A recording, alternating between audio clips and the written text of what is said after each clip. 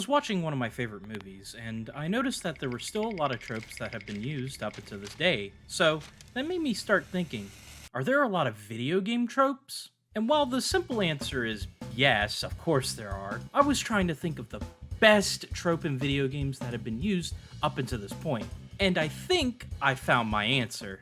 I would say the most epic trope in video games is the rival fight. The rival fight is such a clear indication of the player ultimately matching the skill level that the game wants you to have. And I can think of a few of the rival fights that are clear in my head as day. The most clean-cut example is Ryu versus Ken in Street Fighter.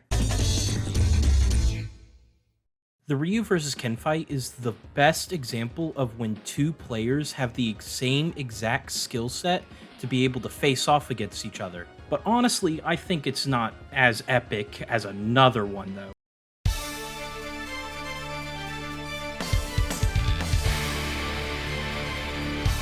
That's right, I'm talking about the Soul vs. Kai fight. While Soul vs. Kai is clearly an indication of two characters being very similar, in a way, they're actually more different. While they have the same type of moveset, these two characters' personalities are so different from one another that honestly, it makes the fight much more impactful than the rest. Soul is this hot-headed, brash man who just does whatever the hell he wants, whereas Kai is much more laser-focused and prideful about his own justice. What makes this so impactful in Accent Core is that these two have their own music when going against each other, as well as their own intro, elevating it way above beyond even the Ryu vs. Ken fight.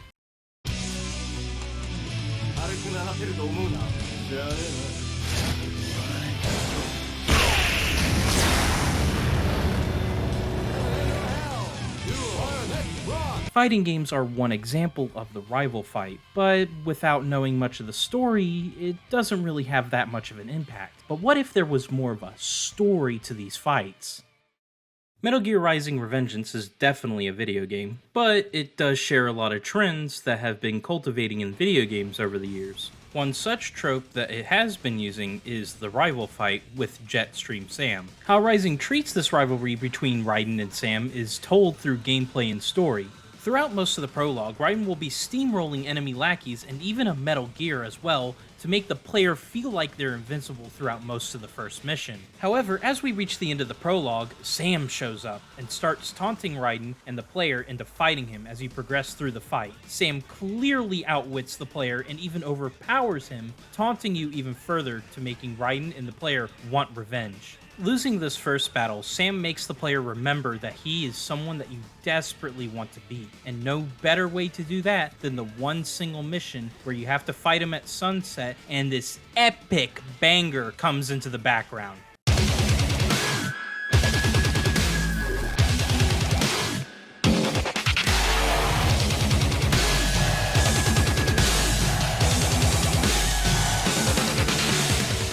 Sam is testing the player's resolve to see this fight to the bitter end, and he's pulling all the stops against you. Even when this man loses his sword, he still finds a way to slam you into the ground. Literally. For someone that doesn't have cybernetic enhancements, he is one tough fight. But Sam's fight takes place before the final boss. What if there was a final boss that was the rival?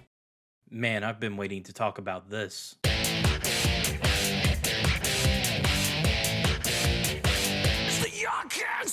The Dante vs. Virgil fight is the most classic example of the rival fight that has both high stakes for the player and Dante himself. Dante has the more carefree personality compared to his brother Virgil, who is definitely the more cold and calculating of the two. These two brothers have different ideologies and goals, forcing them to constantly fight. What makes this fight so epic between brothers is that you fight Virgil not once, not twice, but 3 times. And each time you fight Virgil, you gain more tools to fight against him, like the Devil Trigger, but he also starts using Devil Trigger against you when you unlock it as well. These fights are an ultimate test of skill, as you have to use the tools, knowledge, and mechanics in an intuitive way to take down your twin brother. Not to mention the tension in each battle as the music starts to escalate in Virgil's theme.